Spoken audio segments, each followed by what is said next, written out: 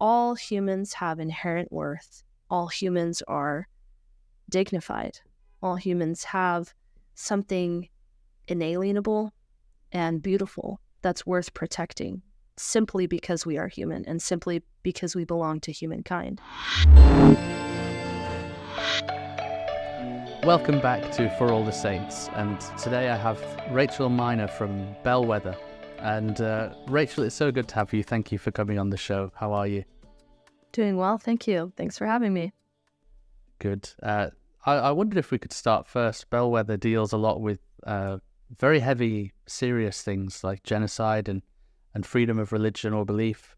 And I wondered, could you tell us a bit about your own personal faith and motivations for getting involved in this area? Absolutely. I think most human rights activists are motivated by their beliefs, and many are motivated by faith and spirituality.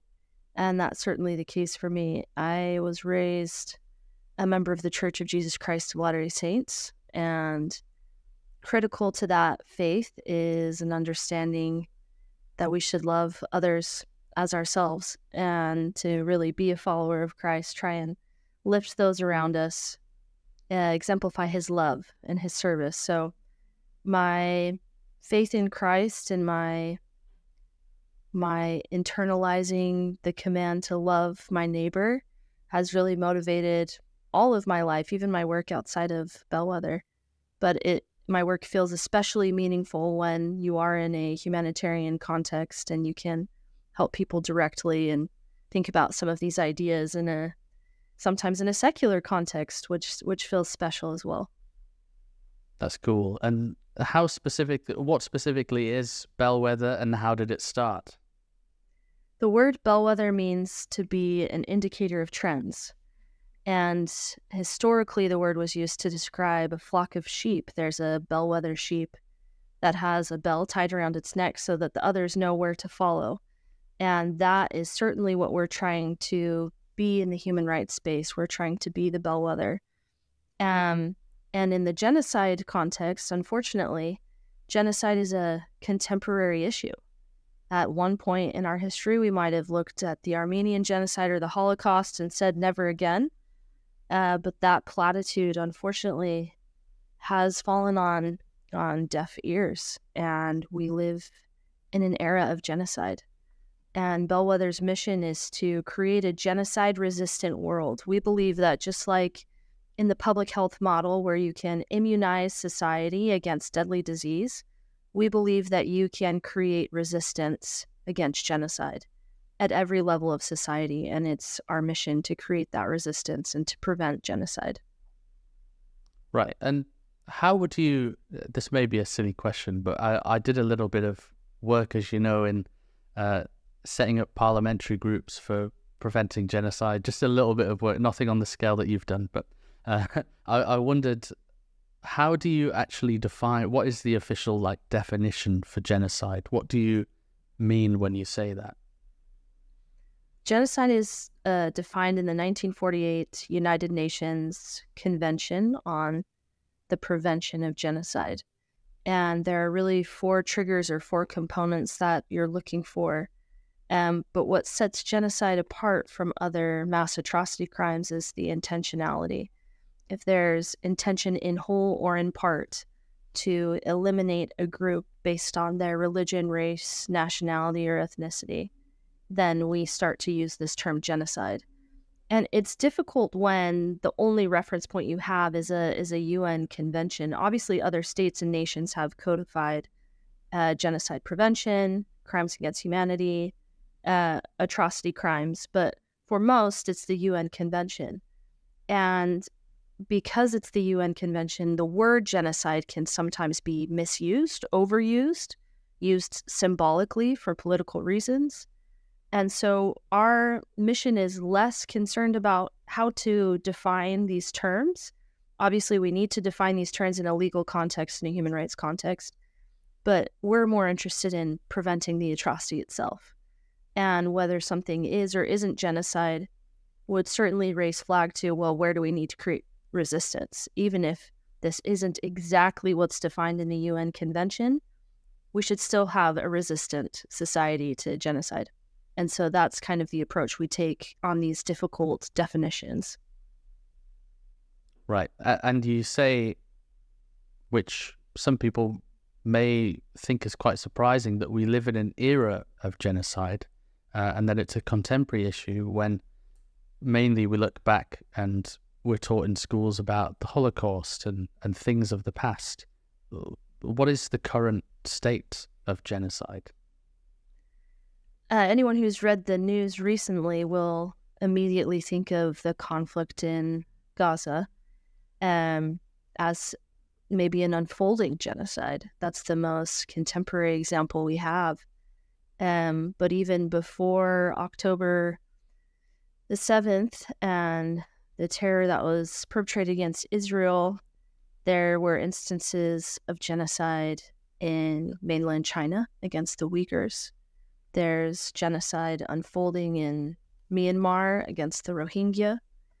There's genocide unfolding in Sudan just weeks before the Israel-Palestine conflict unfolded. Sudan actually is in a dire situation of a recurring genocide, a nation that's had a genocide even in the recent past. And so we're really closely monitoring all these situations. And then, of course, thinking about post-genocide conflict in Iraq. The Yazidis had genocide in 2014. That's not even that long ago, 10 years ago this August. So there's, dozens of instances of genocide in the last 30 years and many instances of genocide in the last 10. Wow. And noting that the NGO's name is Bellwether, and you shared that was sort of to do with trends and noticing and recognizing trends. We hear about these things on the news. And for you, what sort of measuring sticks are you using to determine or become concerned about different countries and potential genocides and things like that? How do you actually notice them? What are the markers that you would look for? We're developing a model to actually better inform this question. For a long time, the scholarship on genocide has focused around the qualities of the groups themselves, who's targeted. And people of faith, particularly religious minorities, are disproportionately affected by genocide. But when it comes to the indicators that prevent genocide, the bellwethers, if you will, the research is less clear. And so we are looking at lots of different models. We're looking at the UN definition. We're looking at some of the work of researchers like Evelina Ochab, Gregory Stanton, who talk about the 10 stages of genocide, or the right to prevent, the duty to prevent genocide. But my background is in economics, so we're bringing kind of all these models together to say, what are actually the causal indicators? What is causing genocide? And can we use system dynamics? Can we use chaos and complexity theory to actually derive out of these nuanced situations the bellwethers? And one bellwether that we've identified early in our research is freedom of religion or belief, particularly because there's this component of religious persons being disproportionately targeted, disproportionately affected. And it's not one particular faith group. So there's all different kinds of groups in different countries that are being affected. For example, it's Muslims in China, but in Sudan, it's a host of different groups. Maybe not even explicitly one religious group. It could be ethnic, tribal, and religious, kind of at the intersection. So what we want to be careful of, what we want to be wary of, is creating a human rights hierarchy where we prioritize certain human rights at the expense of others. That is certainly not the goal of our research, and certainly not what it means to be a bellwether. But instead, can we think critically about why people of faith are disproportionately affected? And can we suspend that in the context of other human rights and use freedom of religion or belief to buoy up other rights, to buoy up genocide resistance? Right. So has there been any progress on sort of showing why freedom of religion or belief, like what does that look like in a country that is having these issues and have FORB issues, if that makes it? FORB meaning freedom of religion and belief. The fundamental idea is that if governments are protecting freedom of religion or belief in theory and practice, then people of many faiths will live together peacefully or live in a pluralistic society. And even a step beyond that, if you can live with people of different faiths, that also extends itself to living with people of different political ideology or different sexual orientation. And all of these consequences kind of build out to create a society of safety and peace. And so we really think about freedom of religion or belief in that way. It's a baseline, it's a litmus test that we can use in society to strengthen these other pluralistic ideas, these ideas of living with people radically different than you in many cases. And also thinking about religion critically. Certainly, it goes without saying that there are perpetrators of evil in every ideology, and religion is no exception. There has certainly been instances where religion's been used to actually divide people, and there's many instances of religious extremism that can point towards atrocity. And so we're mindful of that as well. But the beautiful thing about pluralism is you can hold all of these ideas together and then focus on a more peaceful society, a more unified society, despite any ideology overtaking another. And that's really the key, right? The key to freedom of religion or belief is suspending differences longer to tolerate, and then suspending tolerance long enough to respect, to love, and that's the ultimate goal. That's really interesting. I'm just trying to think like deeper on that, and how maybe do you think that freedom in itself is sort of a more Christian based, like fundamental theological aspect, which may be why sort of I don't know, I'm trying to recognize that there are faiths who may not hold freedom in such a high regard because perhaps, you know, like every faith, they sort of have a desire to convert. And sort of, obviously, if you belong to a set of beliefs or a religion, it's probably because you think that religion is true. And therefore, because you think it's true, you want others to see that as well and get the benefit from that too. Do you encounter those issues? And, you know, how do you sort of introduce the idea of freedom and pluralism to places where that's not even a priority? Certainly, we have to be mindful of the context of our language, right? Even beyond Christian language, we have Western language, we have the language of privilege and blessings, and all of that needs to be taken into consideration when we talk about something like human rights, because what you don't want to have happen is human rights to be associated with a specific country or one particular region of the world instead of universal, instead of something that's for everyone. And I have colleagues that have used the term human dignity to better universalize this idea that freedom is for everyone. Human dignity being the premise that all humans have inherent worth. All humans are dignified. All humans have something inalienable and beautiful that's worth protecting, simply because we are human and simply because we belong to humankind. So different language at different times is needed to really elucidate why this matters in our world. But I do find that human dignity is typically a very universal starting point, and then learning from others, learning from contexts that's not our own.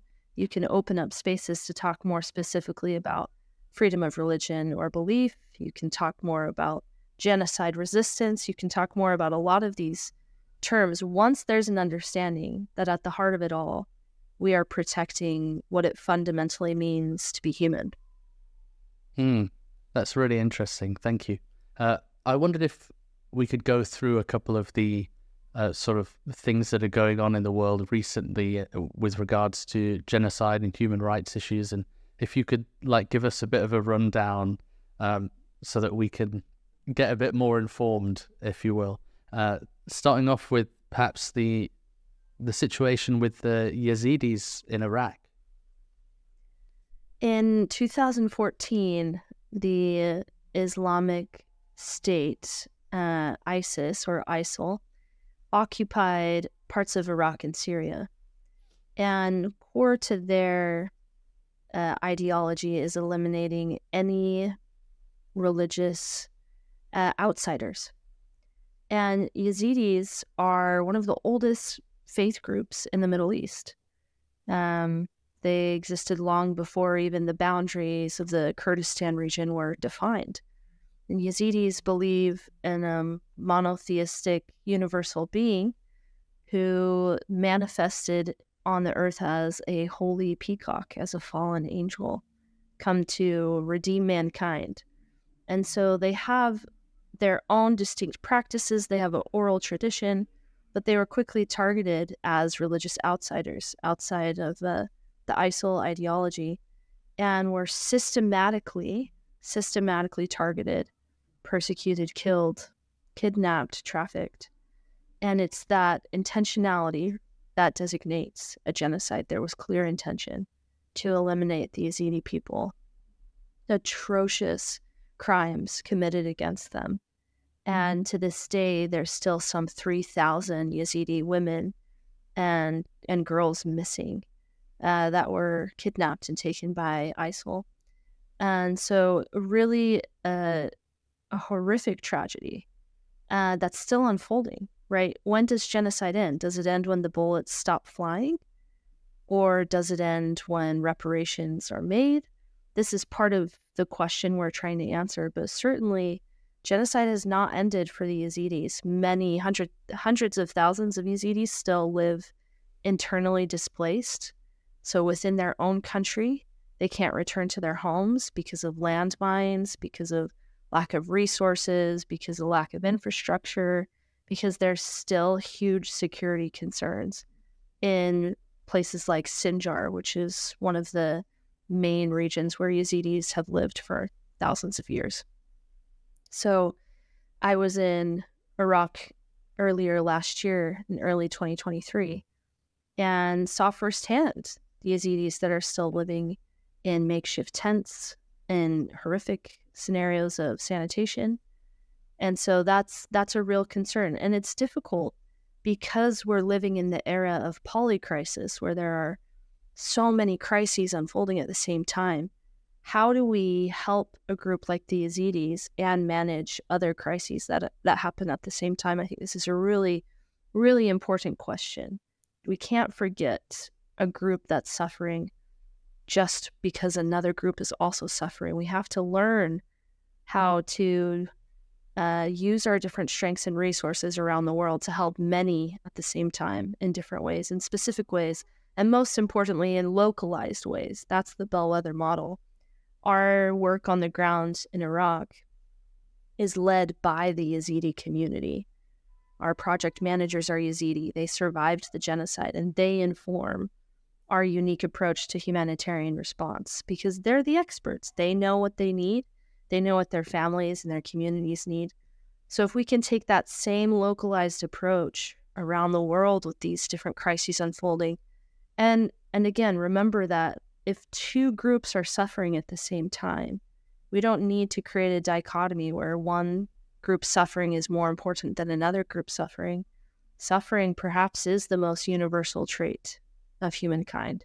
And so we can help both groups. We can help both groups in a localized and specific way, even as other emergencies unfold. When you know the specific things that are happening in these places and you go and visit them and you see firsthand, I mean, how do you seem so level-headed in the sort of approach that you have to take, especially when going through bureaucracy and policy to try and make long-term sustainable solutions for these things. But I can imagine when you go, it's quite shocking to see. I mean, yeah,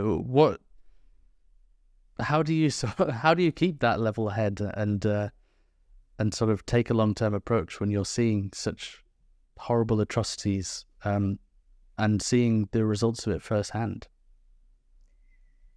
It is not easy, but I think, as I mentioned, we all have different gifts and strengths, and certainly when I visit these countries, it's at the invitation of my friends. I'm not going to put their suffering on display, and certainly not going to see and then come back with hollow promises. It's very strategic, and it takes a lot of planning and a lot of work, both before, during, and after these kind of visits, to make sure that when we go, it's with a purpose, it's with a strategy, it's with a unique resource, it's with something that can't be offered at the local level, it's with an advocacy approach that's going to take the human rights protections forward. And yes, you do see a lot, but I get to leave. They have to stay. And surely that is at the motivation of a lot of what everyone should be doing to help, which is to just recognize that if you are in a position of privilege, if you do have enormous blessings and resources and a network of help, then you should be bringing that into this context sensitively, but also deliberately, acknowledging, for example, where we've taken members of parliament to these communities so that their work on the House floor is incredibly meaningful and personal instead of distant or just through reporting, which is very important as well, not to discount the incredible work that journalists do. So we have to balance all of this so that it's not a white savior complex, so that we're not rescuing.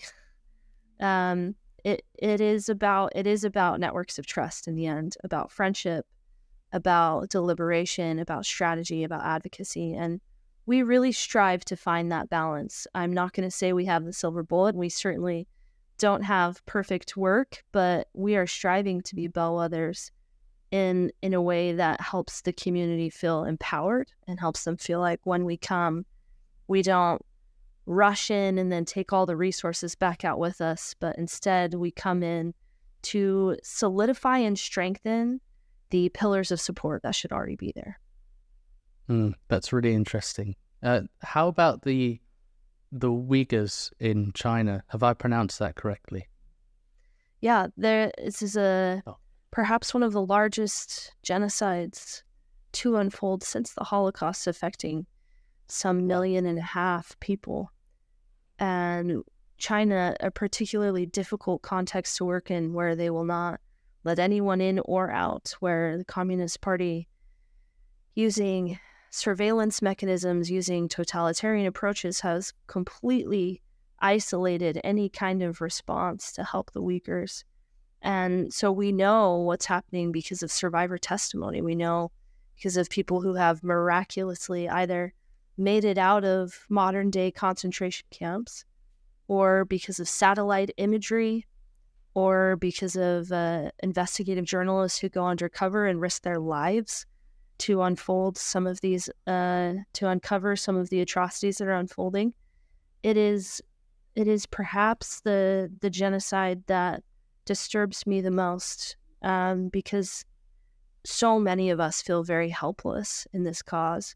But certainly saying the name of the Uyghurs, honoring their culture, honoring their art, their music, honoring their tradition, saying, not being afraid to call out the atrocities is all part of how we resist genocide and protect these people in this society. But that is a very difficult context. And I think even the UN feels hamstrung because of China's role on the Security Council. And the veto power that they have. It's just, this is, I think, going to be the challenge of our era, finding ways to prioritize human lives over economic incentives, over perceived threats from growing and emerging nations that have that position of power.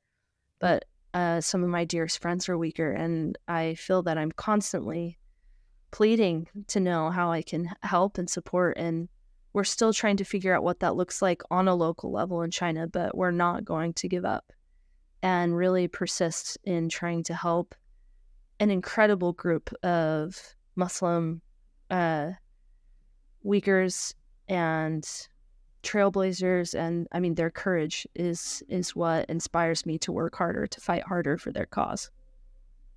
I had the privilege of listening to a Uyghur woman speak at one of the parliamentary meetings that they were having, and it was so powerful, but also so heartbreaking. And it's kind of strange because there seem to be quite a lot of conspiracies or speculation about what is actually going on there. We've heard things about indoctrination camps or re-education camps happening and things like that just sound crazy for our time. But do you know the cause why it's happening, or is it just purely that they don't like or take consideration for that race of people, that religion?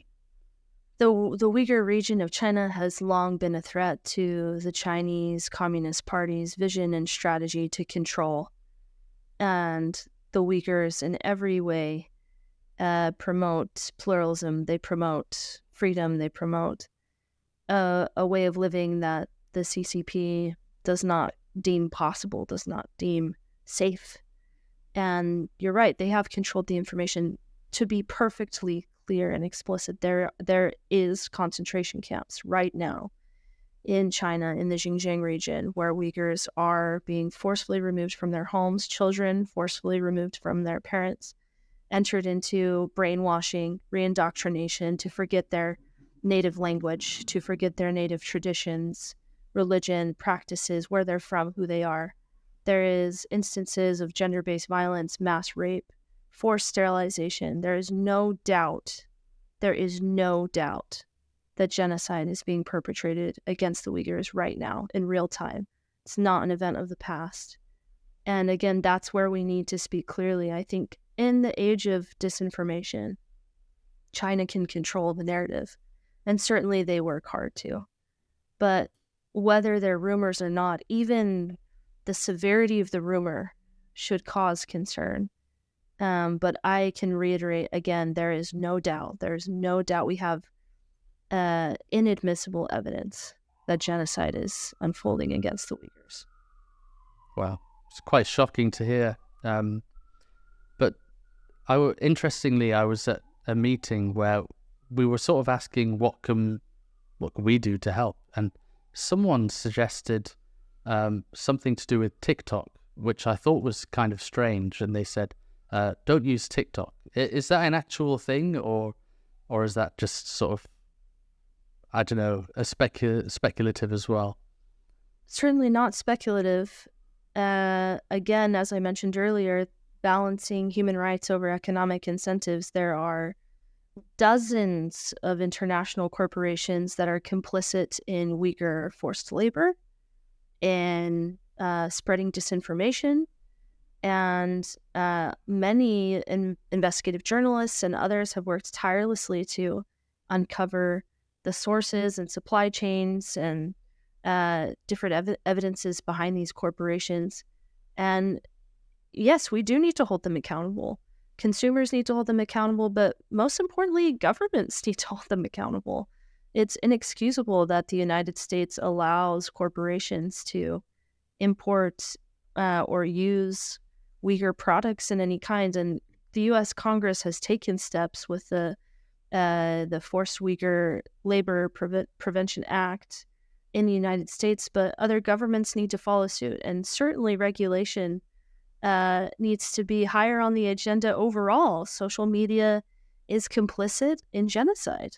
Facebook was a huge organizer of violence against the Rohingya in the early stages of genocide in Myanmar, TikTok in China against the Uyghurs. Even now in Palestine, we're seeing social media being abused, weaponized. All of this needs to be balanced. So yes, every consumer should be informed of both the products that they consume, but also the information they consume. We are what we consume. And there is not even close to the level of attention and scrutiny that there needs to be of social media consumption when it comes to genocide. Interesting. Why don't we go to the Rohingya in Myanmar as a final one, and then we can get on to some other questions. The Rohingya have faced a long path of persecution, beginning in the late 1900s is when it was most formalized, but I've heard instances even before that. The U.S. Holocaust Memorial Museum has incredible resources on what this has looked like. For many religious minority groups like the Rohingya, it starts from a slow isolation from society. Rohingya prevented from taking office. Rohingya prevented from taking specific jobs in the economy. Rohingya prevented from communicating on certain platforms in certain ways. And then, as I mentioned, Facebook in the early 2000s became the platform of choice for the government to promulgate hate speech campaigns, and then became the platform of choice to organize mass crime against Rohingya. And is as late as the 2010s, we saw what we thought were democratic leaders who uphold human rights becoming completely complicit in these hate speech and propaganda campaigns, in granting amnesty to those who had perpetrated mass crimes against Rohingya. And then, of course, a government coup led by extremist Buddhists, then really turning the course of the genocide in the late 2010s, and to a point that now some 1 million Rohingya have fled Myanmar, Burma, and are living in one of the largest refugee, they call it a refugee colony in the world, Cox's Bazar, which has over 1 million Rohingya living in deplorable circumstances just across the border, where they do not have the support, the protection of any kind that's needed, and still unfolding government tensions, fighting, mass killing, mass rape, unfolding in Myanmar itself, particularly in the Rakhine region where the Rohingya are native. For those of us who may not be able to sort of comprehend what it's like, what is sort of a daily or weekly life of a religious refugee actually like? You should interview them on your next podcast episode. They are much more equipped to share their own story, but from what I've seen, from what people have shared with me in trust, it's a living hell. You don't know if your next meal is coming. If the Red Cross delivers, then maybe you'll eat that day.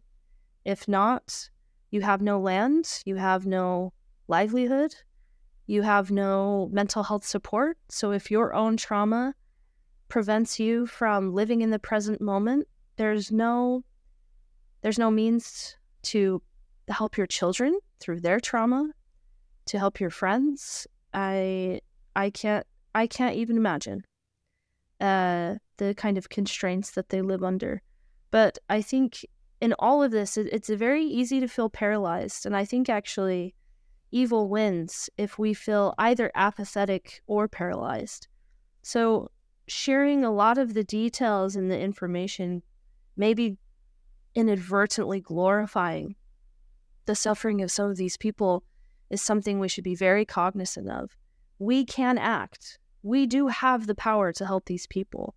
And as you mentioned, it starts with what we consume and who we consume from, and what information we choose to share and like and bookmark, and all of that plays into this. But we also, both of us at least at a minimum, live in free democratic societies where we petition directly to representatives who have the power, the influence, and the funding to do something about this. And so we should never forget that we can petition people in positions of power. We can petition our governments. We can petition our corporations, our communities, those that we know in our spheres of influence, to speak out, to act, and to solve. And I think that's the most important message. I don't want to get so deep into the details that those who are listening to this feel like, oh, well, there's really nothing I can do. I don't run an NGO that solves genocide. You don't have to. You don't have to. Every single one of us in every country can find and identify actionable steps to advocate and help these people. And if we can develop a lifestyle of advocacy, which looks like regular communication with those who represent you. They represent you. They are your representatives. Regular communication, whether it be by email, phone call. I know in the UK there are open gatherings where you can sit down with your member of parliament and share with them the concerns that you have. Whether it be working directly with NGOs that do have a position of power to solve this, working with groups like Bellwether, Red Cross, Amnesty International, and others. There is something every one of us can integrate directly into our lifestyle, integrate directly into our communities of faith, our communities of service, and most importantly, to never forget the power of our own local influence. You live in a community in the UK. I live in a community in the United States where there are refugees from these groups. We live in a globalized world. Long gone are the days where this is happening overseas, out of sight, out of mind. There are Yazidis in your community. There are Uyghurs. There are Rohingya. There are people from every continent who are suffering atrocities, maybe not defined as genocide, but atrocities nonetheless. And if you can take a local approach to your own community and to your own stewardship and help the people in your control, in your environment, then human rights live on, then human dignity is truly protected. If every local community took that stewardship upon themselves, maybe we'd be having a different conversation today.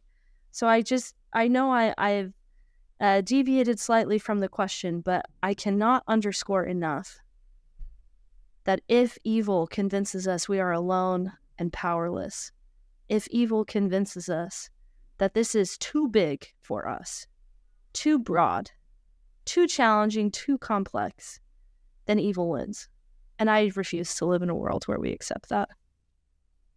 That's really powerful, and thank you for that. And it's interesting to, I was thinking before this when I was preparing, I thought I've had experiences in my family history looking back and finding people who were religious sort of migrants. You know, I've had people who moved over to America to escape sort of persecution that would have happened in the UK, which is quite strange to think about. But, you know, even people who are completely detached from religious freedom issues or issues of human dignity, you don't have to look far at all, whether it be now in your community or in your own family in the past or in your own country, to find similar issues. And I think that's really interesting. But most people as well here listening will belong to a church group, whether that be a ward of Latter-day Saints, who obviously primary listeners to this podcast. What can people do in groups? You know, there may be people listening with specific responsibilities that could influence things to happen in their local area. What would you say to them? I would say that it's really, really critical to remember the most important component of human dignity and, frankly, Christ-like service, which is Christians who defend Christians are not promoting freedom of religion. They're promoting self-interest. Christians who protect Muslims, Muslims who protect gays, gays who protect Jews, Jews who protect Palestinians, Palestinians who protect Uyghurs. That is freedom of religion or belief. You need to start with the proximity principle. Find the people who look different than you, who come from different positions of privilege, greater or less than. Find people who think differently than you.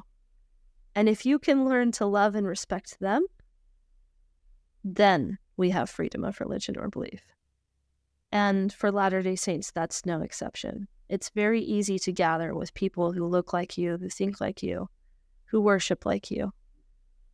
But learning to protect outside, the lost sheep, those who are not lost because we're better than them, lost because they're seeking refuge outside of their homes against their will, lost because they had to leave everything behind, lost because they don't get to tap into a social network or call a bishop or show up in a ward on Sunday in any part of the world.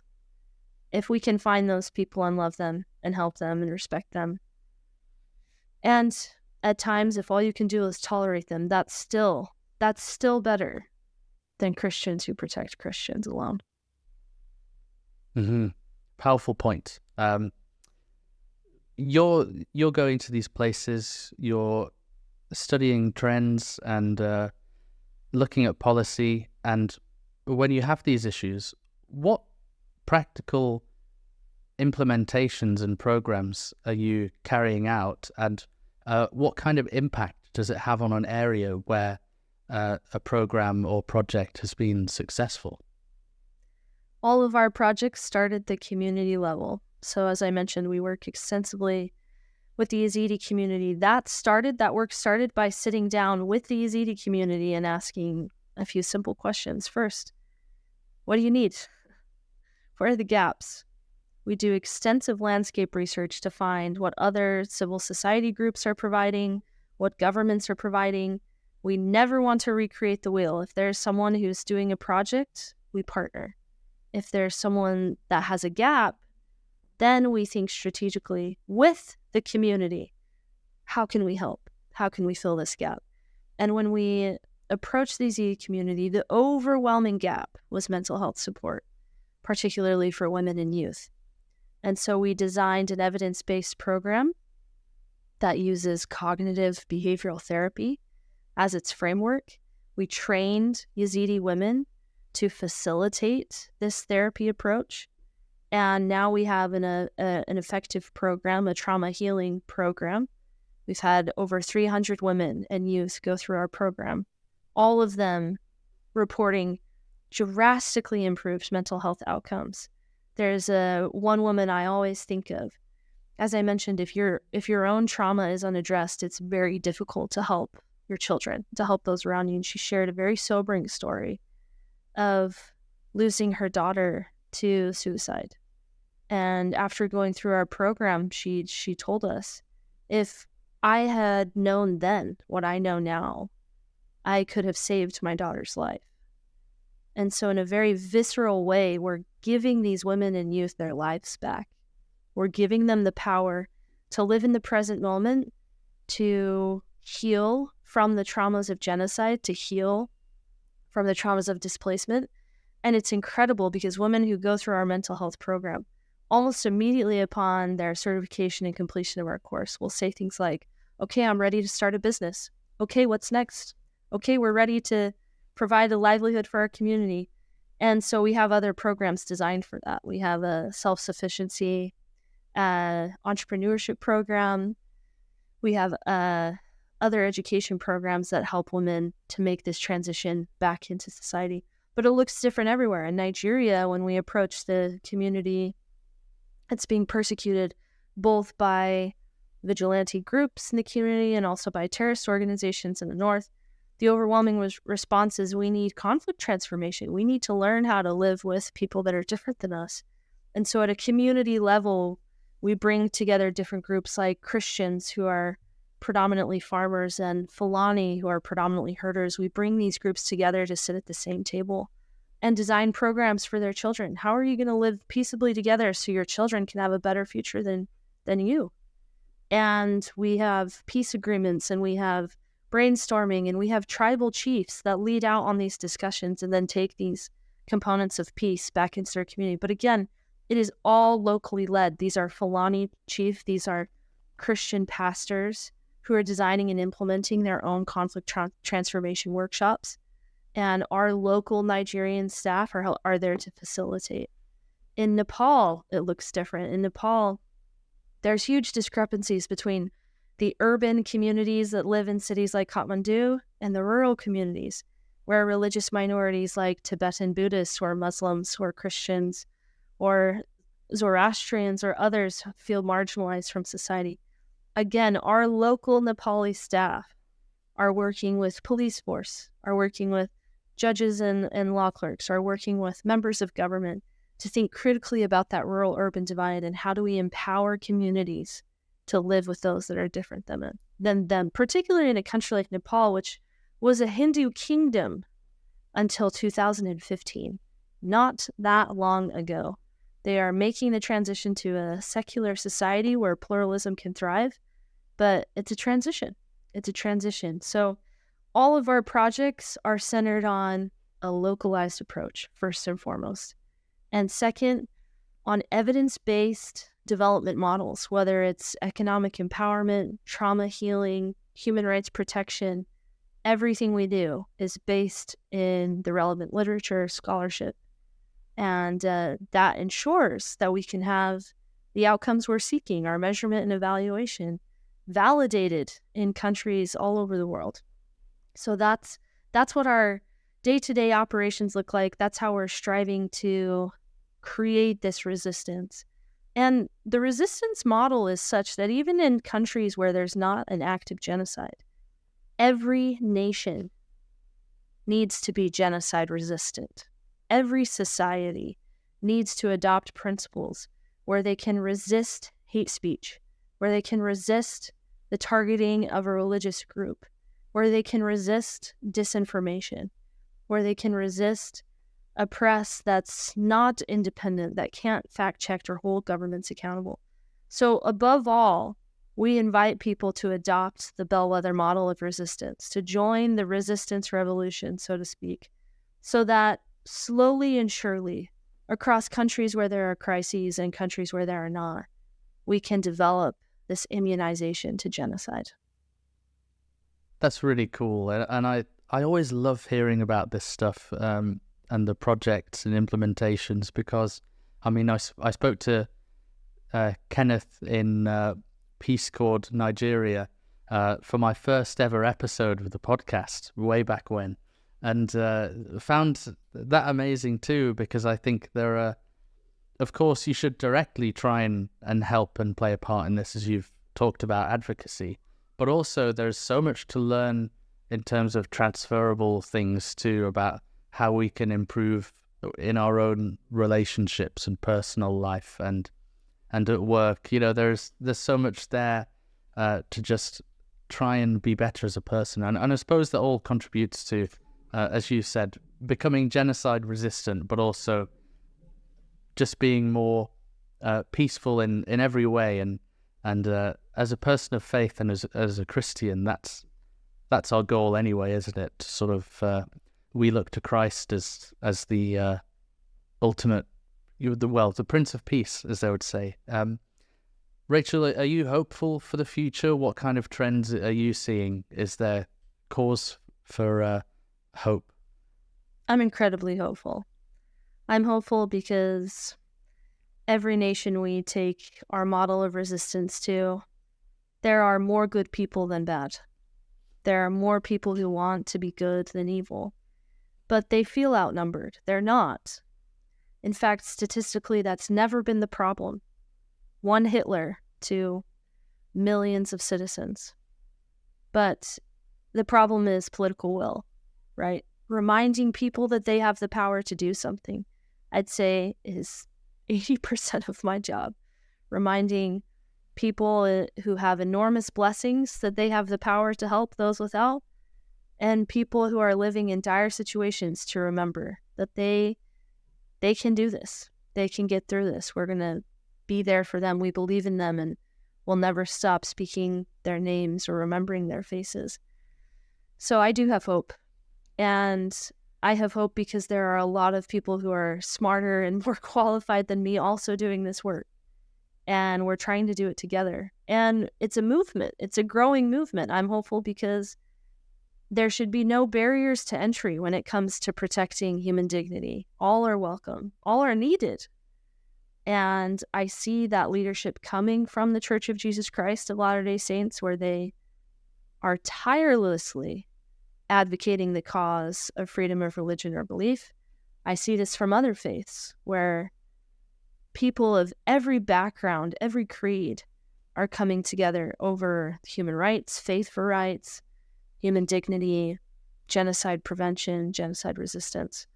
So we just have to remember that. We need to be thoughtful consumers, and we need to live in a version of the present moment that lights a fire in us to protect the future. Mm-hmm. Well, thank you for that, Rachel. And that's very inspiring, and takes me back to 2 Kings in the story of Elisha in the Old Testament, that is surely an antidote to any form of discouragement. But 16 to 18 in chapter 6, where it says, "And he answered, Fear not, for they that be with us are more than they that be with them.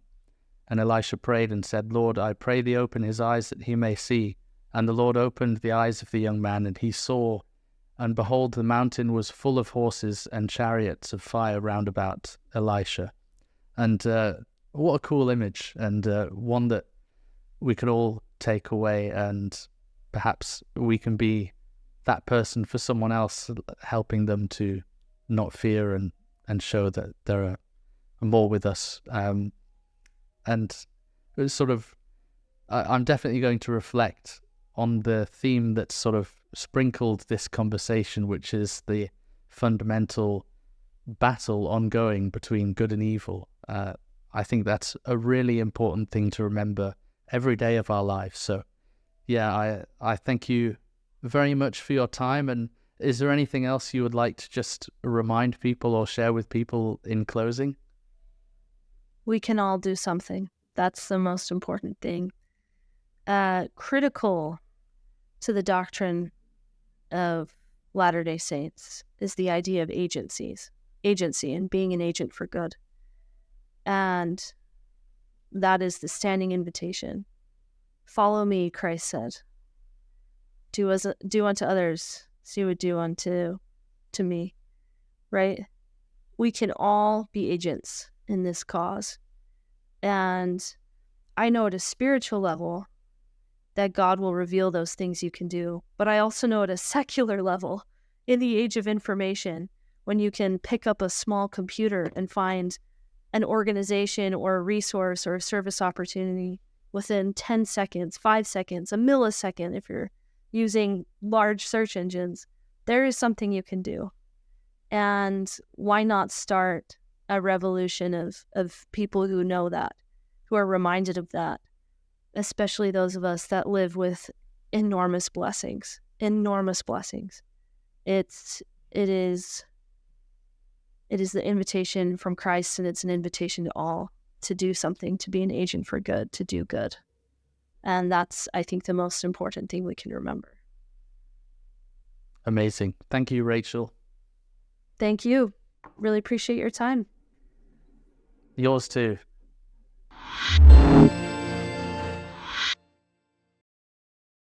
Thanks for watching For All the Saints. This show needs your help to grow.